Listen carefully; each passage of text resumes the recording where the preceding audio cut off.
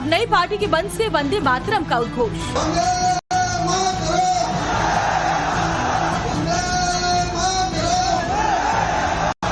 हुमायूं कबीर भले ही नई बाबरी साइट के साथ सुर्खियां बटोर रहे हैं, लेकिन पार्टी के ऐलान के वक्त वंदे मातरम के नारे भी लगवाए, जिससे मुसलमानों के वोट बैंक की सियासत करने वाली पार्टियां परहेज करती हैं।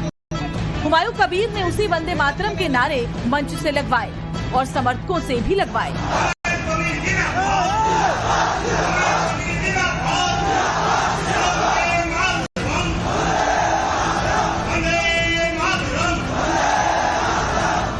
मौका नई पार्टी के ऐलान का था। मंच पर हुमायूं के सिपहसालारों का जमावड़ा था। मंच के सामने ताली बजाने वालों की भीड़ थी। भीड़ में ओवैसी की पार्टी AIMIM के कार्यकर्ता भी शामिल थे। पश्चिम बंगाल के मुर्शिदाबाद में बाबरी मस्जिद की नींव रखने वाले हुमायूं कबीर ने अपनी नई राजनीतिक पार्टी का ऐलान कर दिया। इस ऐलान को क्यों ममता बनर्जी की सबसे मजबूत दीवार यानी मुस्लिम वोट बैंक में दरार की चुनौती के तौर पर माना जा रहा है, इसे आगे बताएंगे। लेकिन उससे पहले नई पार्टी की घोषणा के समय की इन तस्वीरों को देख लीजिए। बाबरी के बाद बंगाल के मुसलमानों के बूस्टर सपोर्ट से बम बम कबीर का कॉन्फिडेंस देखने लायक था। हाथ में माइक लेकर मंच पर एक छोर से दूसरे छोर तक घूमते हुए हुमायूं ने अपनी पार्टी को बंगाल की नई सियासी तकदीर करार दी। कबीर ने अपनी पार्टी का नाम जनता उन्नयन पार्टी रखा है। पार्टी का नाम तय करने के साथ ही हुमायूं कबीर ने चुनाव आयोग से 3 सिंबल का विकल्प भेजा है, जिसमें एक टेबल, एक नारियल का पेड़ और एक कांटा लगा गुलाब फूल। पार्टी के चुनाव चिन्ह के लिए हुमायूं कबीर ने कहा कि उनकी पहली पसंद टेबल है, वहीं दूसरी पसंद जोड़े में गुलाब है। আপনি আমাকে বলছেন গদ্দা, আপনি রাতের অন্ধকারে মালদা থেকে এসে আপনি আমাকে সাসপেন্ড করার কার সাথে কথা বললেন? আমি মমতা ব্যানার্জি আপনাকে মুর্শিদাবাদে 2011 একটা পেয়েছিলেন। पार्टी का नाम तय हो गया, बहुत जल्द पार्टी का निशान भी तय हो जाएगा।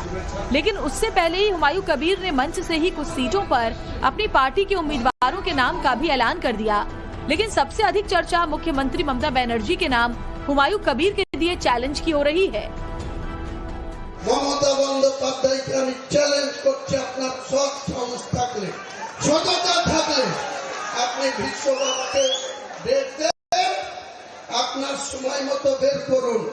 আমাকে ডাকলেই বিশ্ববাবু মেসেজ দিলেই আমি কলকাতায় চলে যাব, স্টুডিওতে বসে।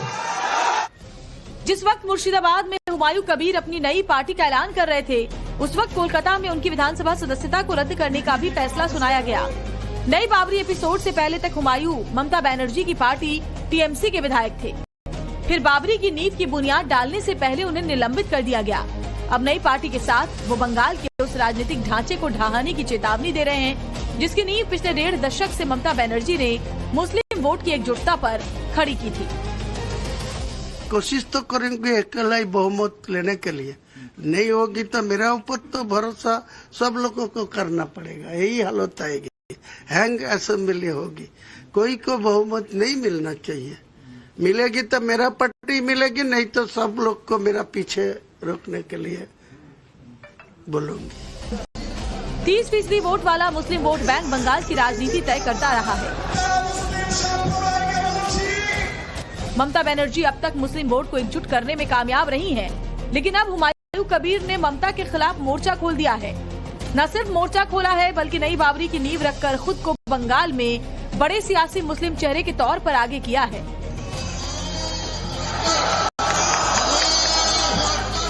सवाल है, ऐसा करके क्या वो नई बाबरी को बंगाल में मुस्लिम वोटों की नई धुरी बनाने में कामयाब होंगे?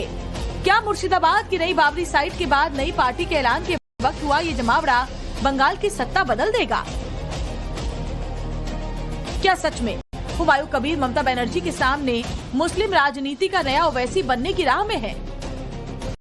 बंगाल में नई बाबरी की बुनियाद खोदने वाले हुमायूं कबीर ने कहा कि उनकी पार्टी आम लोगों के विकास और मुस्लिमों के हक की आवाज उठाएगी।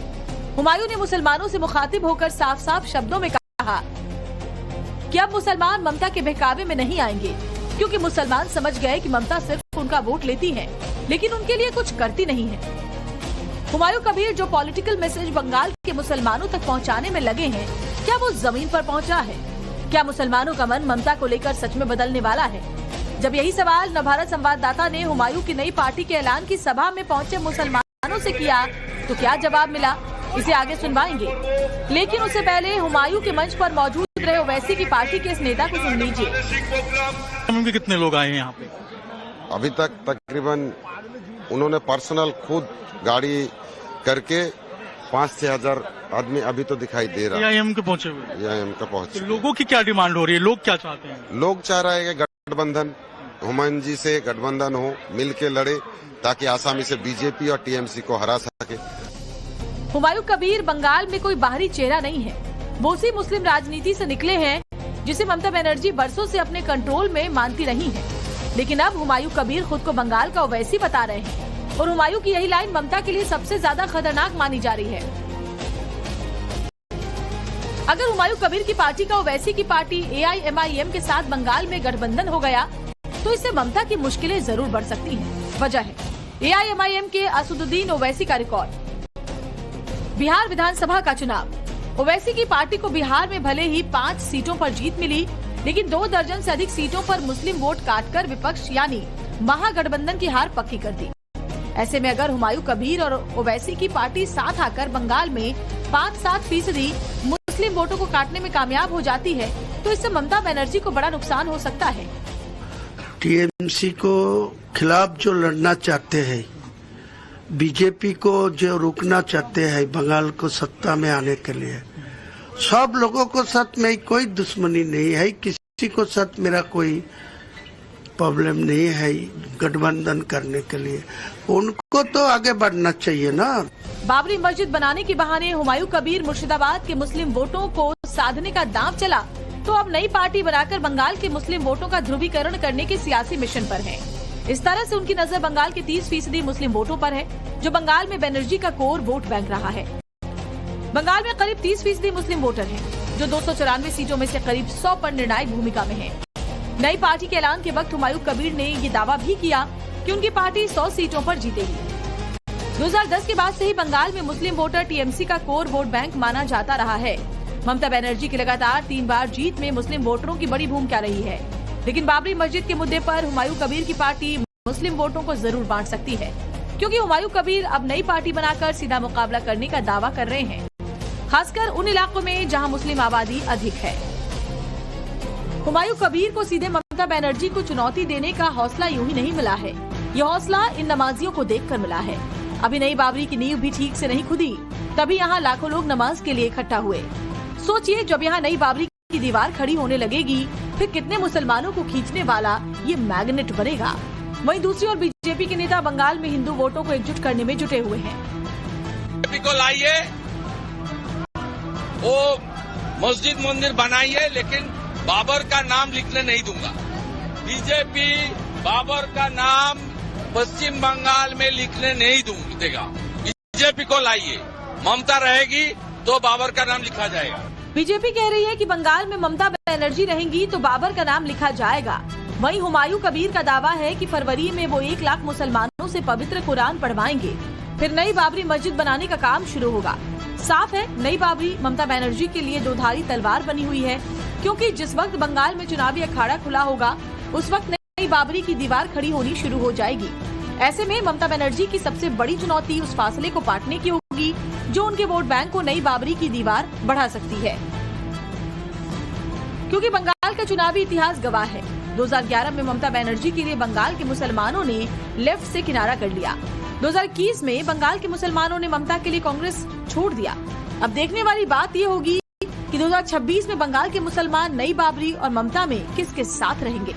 अभी तो बिल्कुल यकीन के साथ कह सकता हूँ कि हुमायूं कबीर के साथ सब लोग हैं, ममता बनर्जी के साथ कोई नहीं है। उनके साथ रह गया 10 साल 12 साल के अंदर सबको पता लग गया कि उसने हमारे साथ क्या क्या किया नहीं किया। इस वजह से अभी तो कोई नहीं रह सकता उनके साथ। हुमायूं कबीर जिंदाबाद। हुमायूं कबीर जिंदाबाद। दीदी को इस बार पसंद नहीं कर दीदी हमारे दिखे चाहिए, हमारा अल्लाह का हुमायूं कबीर का चाहिए। मुसलमानों के साथ तृणमूल सरकार ने जो किया कुछ नहीं किया। आप देख सकती है कि केरला में मुसलमानों के लिए गवर्नमेंट जॉब में एक रिजर्वेशन होता है, आंध्र प्रदेश में गवर्नमेंट जॉब के लिए रिजर्वेशन होता है, लेकिन ये ममता बनर्जी जो मुसलमानों के वोटों से सरकार बनाया, लेकिन हम लोगों के लिए कुछ नहीं किया अभी तक। बंगाल में अगले साल चुनाव है। उससे पहले बाबरी और अब हुमायूं कबीर की नई पार्टी और उस नई पार्टी को ओवैसी के AIMIM का संभावित साथ तिहरी चुनौती बनकर सामने आएगी, क्योंकि नई बाबरी की बुनियाद के बाद नई पार्टी का ऐलान और ऐलान के वक्त लाखों लोगों के आने से ये साफ हो गया कि हुमायूं कबीर ने बाबरी के नाम पर बंगाल के मुस्लिम समाज को एकजुट करने में अभी कामयाबी दिखाई है। पश्चिम बंगाल के मुर्शिदाबाद से अभिषेक राज के साथ ब्यूरो रिपोर्ट, टाइम्स नाउ नव भारत।